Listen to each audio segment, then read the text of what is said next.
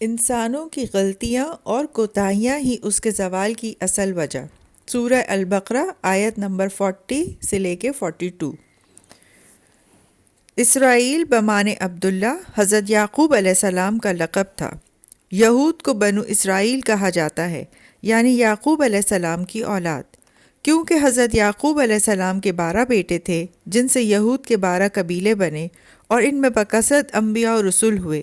یہود کو عرب میں اس کی گزشتہ تاریخ اور علم و مذہب سے وابستگی کی وجہ سے ایک خاص مقام حاصل تھا، اس لیے انہیں گزشتہ انعامات الہی یاد کرا کے کہا جا رہا ہے کہ تم میرا وہ عہد پورا کرو جو تم سے نبی آخر الزماں کی نبوت اور ان پر ایمان لانے کی بابت لیا گیا تھا۔ یہ کس عہد کی بات ہو رہی ہے؟ عہد کتاب پر اور نبی صلی اللہ علیہ وآلہ وسلم پر۔ آیت نمبر 41 میں اللہ تعالیٰ فرماتے ہیں، اور اس کتاب پر ایمان لاؤ جو میں نے تمہاری کتابوں کی تصدیق میں نازل فرمائی ہے، اور اس کے ساتھ تم ہی پہلے کافر نہ بنو، اور میری آیتوں کو تھوڑی تھوڑی قیمت پر نہ فروخت کرو، اور صرف مجھ ہی سے ڈرو۔ اب اس عہد کی پاسداری کا ذمہ مسلمانوں پر ہے۔ مسلمان اللہ کے ایمبیسڈر ہیں، اپنی ذمہ داریوں کو سمجھیں اور قرآن اور حدیث کے مطابق اپنی زندگی گزاریں۔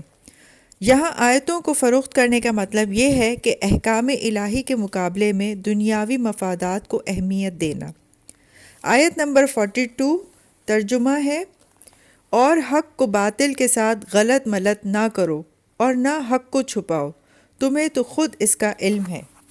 یہاں اللہ تعالیٰ یہودیوں کے عالموں سے مخاطب ہے کہ تمہیں جو علم ہے دوسرے اس سے محروم ہیں، جیسا کہ آج بھی ہم دیکھتے ہیں کہ قرآن کی تعلیمات مولویوں کی حد تک محدود ہے، حالانکہ اس کا پڑھنا، اس میں موجود تمام احکامات کا جاننا ہر انسان پر لازم ہے۔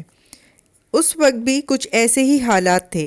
ان کی کتابوں میں آپ صلی اللہ علیہ وسلم کی آمد کی واضح نشانیاں موجود تھیں جن کو وہ اچھے سے جانتے تھے، اسی لیے اللہ تعالیٰ فرماتے ہیں کہ تمہاری ذمہ داری سب سے زیادہ ہے۔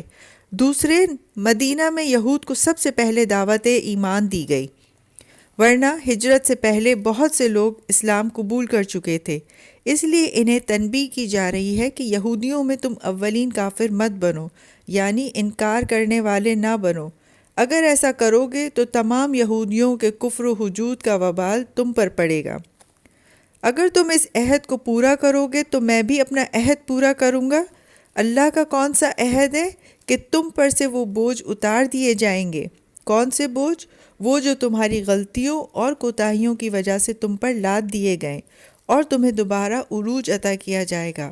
اور مجھ سے ڈرو کہ میں تمہیں مسلسل اس ذلت و ادبار میں مبتلا رکھ سکتا ہوں جس میں تم ابھی بھی مبتلا ہو، اور تمہارے آباء و اجداد بھی مبتلا رہے۔ ہماری غلطی اور کوتاہیاں یہی ہے کہ ہماری زندگی قرآن کے احکامات کے مطابق نہیں ہے۔ قرآن کا مطالعہ از خود بھی کریں اور کسی عالم دین کی صحبت بھی اختیار کی جائے۔